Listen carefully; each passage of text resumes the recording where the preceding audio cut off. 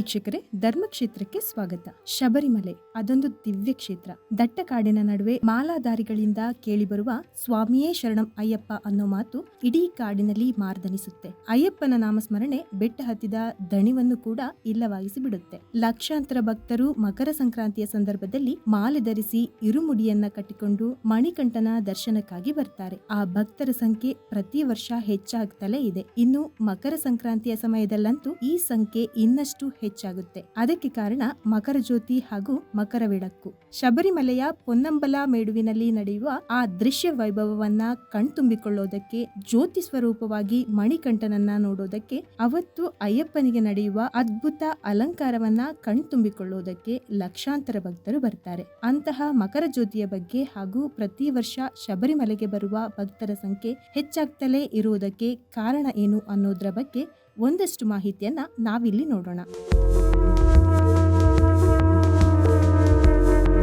ಗೆಳೆಯರೇ, ಹರಿಹರ ಸುತ್ತ ಕಾನನವಾಸ ಕಲಿಯುಗ ವರದ ಅಯ್ಯಪ್ಪನನ್ನ ನೋಡೋದಕ್ಕೆ ಈಗಾಗಲೇ ಭಕ್ತರು ಶಬರಿಗಿರಿಯನ್ನ ಏರ್ತಾ ಇದ್ದಾರೆ. ಅಲ್ಲಿ ಈಗಾಗಲೇ ಲಕ್ಷಾಂತರ ಭಕ್ತರು ಮಣಿಕಂಠನನ್ನ ಕಣ್ತುಂಬಿಕೊಂಡಿದ್ದಾರೆ. ಈ ಸಂಖ್ಯೆ ಜನವರಿಯ ಹೊತ್ತಿಗೆ ಇನ್ನಷ್ಟು ಹೆಚ್ಚಾಗುತ್ತೆ. ಅದರಲ್ಲೂ ಮಕರ ಸಂಕ್ರಾಂತಿಯ ದಿನ ಅಯ್ಯಪ್ಪನನ್ನ ನೋಡೋದಕ್ಕೆ ಹಾಗೂ ಅಲ್ಲಿನ ಮಕರ ಜ್ಯೋತಿಯನ್ನ ದರ್ಶಿಸೋದಕ್ಕೆ ಭಕ್ತರು ಕಾಯ್ತಾ ಇರ್ತಾರೆ.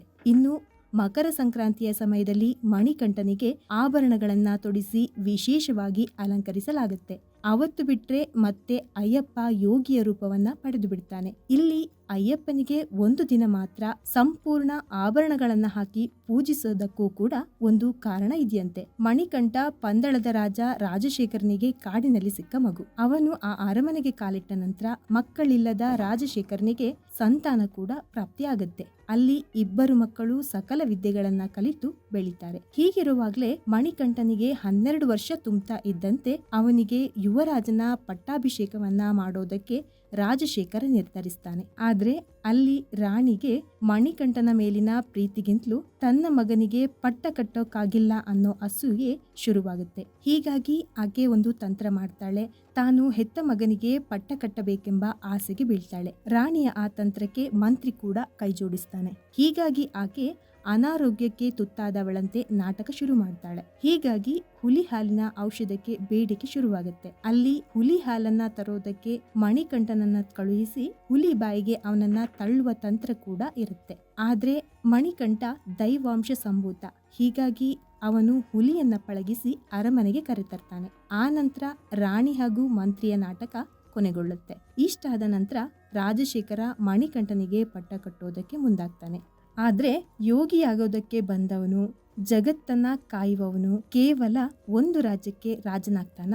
ಹೀಗಾಗಿ ಮಣಿಕಂಠ ಧ್ಯಾನಕ್ಕಾಗಿ ಶಬರಿಗಿರಿಗೆ ಬಂದು ನೆಲೆಸ್ತಾನೆ. ಆದ್ರೆ ತಂದೆಯ ಆಸೆಗೆ ಎದುರಾಡಬಾರದು ಅಂತ ಹೇಳಿ ಸಂಕ್ರಾಂತಿಯ ದಿನ ತಂದೆಯ ಆಸೆಯಂತೆ ಯುವರಾಜನ ಅಲಂಕಾರವನ್ನ ಮಾಡಬಹುದು ಅನ್ನೋ ಮಾತನ್ನು ಕೂಡ ಕೊಡ್ತಾನೆ. ಅದು ಇವತ್ತಿನವರೆಗೂ ಮುಂದುವರೆದುಕೊಂಡು ಬಂದಿದೆ. ಹೀಗಾಗಿನೇ ಸಂಕ್ರಾಂತಿಯ ದಿನದಂದು ಪಂದಳದ ಅರಮನೆಯಿಂದ ಆಭರಣಗಳು ಬರುತ್ತವೆ. ಮಣಿಕಂಠನಿಗೆ ಅವುಗಳನ್ನ ತೊಡಿಸಿ ಪೂಜಿಸಲಾಗುತ್ತೆ. ಇನ್ನು ಅಯ್ಯಪ್ಪನಿಗೆ ತೊಡಿಸುವ ಆಭರಣಗಳ ಪೆಟ್ಟಿಗೆಯನ್ನ ಮಾಲಾ ದೀಕ್ಷೆ ತೆಗೆದುಕೊಂಡವರು ಮಾತ್ರ ತೆಗೆದುಕೊಂಡು ಹೋಗಬಹುದು. ಈ ಆಭರಣಗಳನ್ನ ಅರಮನೆಯಿಂದ ಮೆರವಣಿಗೆಯಲ್ಲಿ ಕೊಂಡೊಯ್ಯುವಾಗ ಗರುಡ ಕಾವಲು ಕೂಡ ಇರುತ್ತೆ ಅನ್ನೋದು ನಂಬಿಕೆ. ಇನ್ನು ಇದೇ ದಿನ ಮಣಿಕಂಠ ಮಕರ ಜ್ಯೋತಿಯಾಗಿ ಕಾಣಿಸಿಕೊಳ್ತಾನೆ ಅನ್ನೋ ನಂಬಿಕೆ ಕೂಡ ಇದೆ. ಆದ್ರೆ ಈ ಮಕರ ಜ್ಯೋತಿ, ಮಕರ ಬೆಳಕು ಇದರ ಬಗ್ಗೆ ಇತ್ತೀಚೆಗೆ ಸಾಕಷ್ಟು ಚರ್ಚೆಗಳು ಆಗಿವೆ.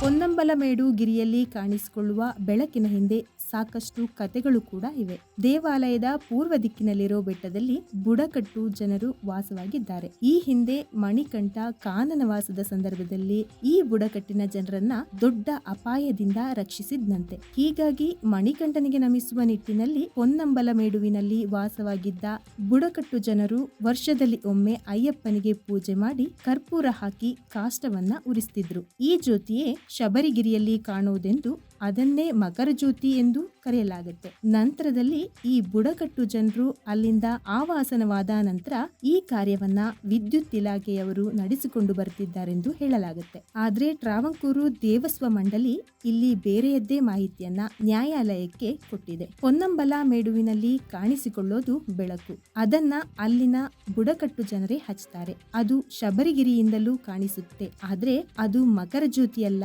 ಬದಲಾಗಿ ಅದು ಮಕರ ಬೆಳಕು ಅಂದ್ರೆ ಬೆಳಕು. ಇನ್ನು ಮಕರ ಸಂಕ್ರಾಂತಿಯ ದಿನ ದೇವಾಲಯದ ಎದುರಿಗೆ ಆಕಾಶದಲ್ಲಿ ಅತ್ಯಂತ ಪ್ರಕಾಶಮಾನವಾದ ನಕ್ಷತ್ರವೊಂದು ಕಾಣಿಸಿಕೊಳ್ಳುತ್ತೆ. ಅದು ಹಿಂದೆಂದಿಗಿಂತಲೂ ಹೆಚ್ಚು ಪ್ರಕಾಶಮಾನವಾಗಿರುತ್ತೆ. ಅದನ್ನ ಮಕರ ಜ್ಯೋತಿ ಅಂತ ದೇವಸ್ವ ಮಂಡಳಿ ಹೇಳಿರೋ ವರದಿಗಳು ನಮಗೆ ಸಿಗುತ್ತೆ. ಏನೇ ಆದ್ರೂ ಶಬರಿಗಿರಿಯಲ್ಲಿ ಕಾಣಿಸುವ ಬೆಳಕನ್ನ ನೋಡೋದಕ್ಕೆ ಲಕ್ಷಾಂತರ ಜನ ಬರೋದಂತೂ ಸುಳ್ಳಲ್ಲ. ಇನ್ನು ಶಬರಿಗಿರಿಗೆ ಪ್ರತಿ ವರ್ಷ ಕನ್ಯಾಸ್ವಾಮಿಗಳು ಅಂದ್ರೆ ಹೊಸದಾಗಿ ಮಾಲೆ ಹಾಕುವವರು ಹೆಚ್ಚಾಗ್ತಲೇ ಇರ್ತಾರೆ. ಯಾಕೆ?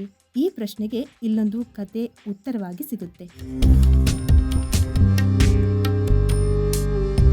ಶಬರಿಮಲೆಯ ಮುಖ್ಯ ದೇಗುಲದ ದಕ್ಷಿಣದಲ್ಲಿ ಮಾಲಿಕಾಪುರಂ ದೇವಾಲಯವಿದ್ದು ಇಲ್ಲಿ ಮಾಲಿಕಾಪುರತಮ್ಮ ನೆಲೆಸಿದ್ದಾಳೆ. ಈಕೆ ಅಯ್ಯಪ್ಪ ಸ್ವಾಮಿಯನ್ನ ವಿವಾಹವಾಗುವಂತೆ ಕೋರಿಕೆ ಇಟ್ಟಿದ್ಲಂತೆ. ಆದ್ರೆ ಬ್ರಹ್ಮಚಾರಿಯಾಗಿರೋದ್ರಿಂದ ಮದುವೆ ಆಗೋದಕ್ಕೆ ಸಾಧ್ಯ ಇಲ್ಲ ಅಂತ ಮಣಿಕಂಠ ಹೇಳಿದ್ನಂತೆ. ಇಷ್ಟಾದ್ರೂ ಹಠ ಬಿಡದ ಮಾಲಿಕಾಪುರತಮ್ಮನಿಗೆ ಮಣಿಕಂಠ ಒಂದು ವರವನ್ನ ಕೊಡ್ತಾನೆ. ತನ್ನ ಸನ್ನಿಧಾನಕ್ಕೆ ಒಂದೊಮ್ಮೆ ಒಬ್ಬ ಕನ್ಯಾಸ್ವಾಮಿಯೂ ಬಾರದೇ ಹೋದಲ್ಲಿ ಆಕೆಯನ್ನ ವಿವಾಹವಾಗುವುದಾಗಿ ಹೇಳ್ತಾನೆ. ಹೀಗಾಗಿ ಮಾಲಿಕಾಪುರತಮ್ಮ ಆ ಕ್ಷಣಕ್ಕಾಗಿ ಕಾಯ್ತಾ ಇದ್ದಾಳೆ ಅನ್ನೋ ನಂಬಿಕೆ ಇದೆ. ಆದ್ರೆ ಮಣಿಕಂಠನ ಬ್ರಹ್ಮಚರ್ಯ ಪಾಲನೆ ಅಡ್ಡಿಯಾಗದಂತೆ ಪ್ರತಿ ವರ್ಷ ಶಬರಿಮಲೆಗೆ ಬರುವ ಕನ್ಯಾಸ್ವಾಮಿಗಳು ಹೆಚ್ಚಾಗ್ತಲೇ ಇದ್ದಾರೆ ಎಂಬ ನಂಬಿಕೆ ಕೂಡ ಇದೆ. ಪ್ರತಿ ವರ್ಷದ ಲೆಕ್ಕಾಚಾರವನ್ನ ಗಮನಿಸಿದ್ರೂ ಇದು ಸತ್ಯ ಅನ್ನೋದು ತಿಳಿಯುತ್ತೆ. ಯಾಕಂದ್ರೆ ಶಬರಿಮಲೆಗೆ ಬರುವ ಭಕ್ತರ ಸಂಖ್ಯೆ ವರ್ಷದಿಂದ ವರ್ಷಕ್ಕೆ ಹೆಚ್ಚುತ್ತಲೇ ಇದೆ. ಗೆಳೆಯರೆ, ಅಯ್ಯಪ್ಪ ಸ್ವಾಮಿಯ ಭಕ್ತರು 41 ದಿನಗಳ ಕಠಿಣ ವ್ರತವನ್ನ ಪಾಲಿಸಿ ಬರಿಗಾಲಿನಲ್ಲಿ ಕಲ್ಲು ಮುಳ್ಳುಗಳನ್ನು ತುಳಿದು ಬೆಟ್ಟವನ್ನ ಹತ್ತಿ ಮಕರ ಜ್ಯೋತಿಯಲ್ಲಿ ಅಯ್ಯಪ್ಪ ಸ್ವಾಮಿಯನ್ನ ಕಣ್ತುಂಬಿಕೊಂಡು ಭಕ್ತಿಯ ಪರಾಕಾಷ್ಠೆಯನ್ನ ತಲುಪಿ ಸ್ವಾಮಿಯೇ ಶರಣಂ ಅಯ್ಯಪ್ಪ ಎಂದು ಉದ್ಗರಿಸುವ ಧ್ವನಿಗಳಲ್ಲಿ ಸ್ವಾಮಿಯ ಮಹಿಮೆಯನ್ನ ಕಾಣಬಹುದು. ಇದು ಸ್ನೇಹಿತರೆ ಶಬರಿಮಲೆಯಲ್ಲಿ ಕಾಣುವ ಮಕರ ಜ್ಯೋತಿಯ ಕುರಿತಾದ ಕಿರು ಮಾಹಿತಿ. ಮುಂದಿನ ವಿಡಿಯೋದಲ್ಲಿ ಮತ್ತೊಂದು ವಿಶೇಷ ಮಾಹಿತಿಯನ್ನ ನಿಮ್ಮೊಂದಿಗೆ ಹಂಚಿಕೊಳ್ಳುತ್ತೇನೆ. ಅಲ್ಲಿಯವರೆಗೆ ನಮಸ್ಕಾರ.